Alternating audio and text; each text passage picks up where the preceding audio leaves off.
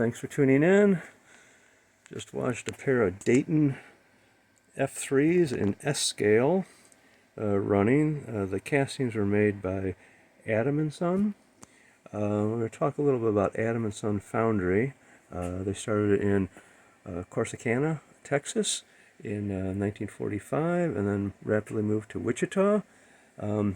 He began with making these shovel nose engines, the EMC at the time, HO for Dallas model craft, and then also the O-gauge version, which was distributed also through Dallas model craft, and Siebers, a couple other companies. But when you got the parts from Adams, you got these bronze castings here. So you got the castings, that's your back plate. Then you apply a whole lot of heat to these heavy bronze castings. These are some of the molds that he used. It's a whole lot of work to go from those raw castings to an E-unit like this.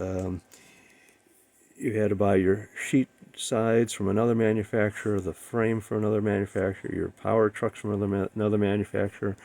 So it was a whole lot of work to get a finished product here. This dates back to 1947, 46. Adams & Son had a very small little foundry.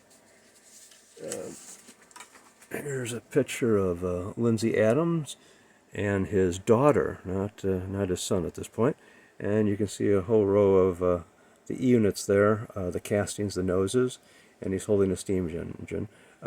Lindsay made an awful lot of castings for a whole plethora of companies in the HO, double O, and S Scale and O-gauge market. Here you can see a whole list of them.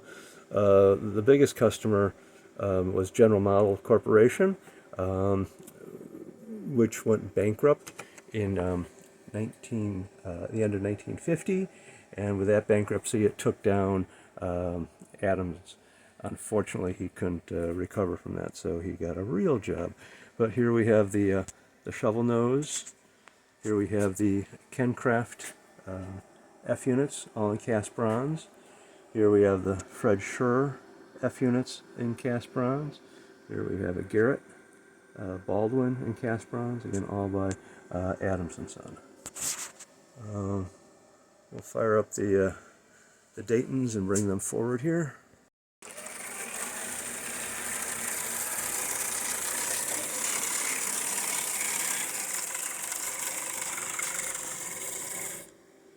Okay, you can see the initially Adam & Son just had the small parts that you would solder together.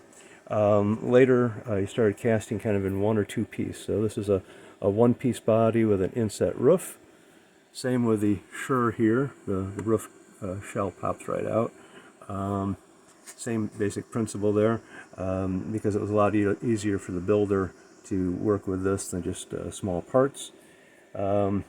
But all this time, die casting was coming around. So in HO, you really didn't have these one-piece bodies like this, because Varney invested in die cast, so they came out with F unit in 48 and kind of blew this market away. And then, of course, General Models came out with their F unit in the end of 48, early 49, and reduced the need for bronze engines, because you could get a lot more detail with the die cast. Of course, it was a lot more initial investment up front. In the S scale market, which of course was very small, you have the Daytons here, which are nice bronze, which came out in 1949.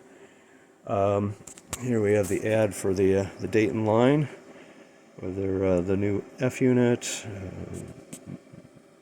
and then a Doodlebug, and also a traction piece here. Dayton was fairly short-lived with the bronze engines here, because even though you had a bronze casting, you still had to kind of fabricate your own motor inside here. These have a pair of Pitman motors in it, but that was still quite a lot of work.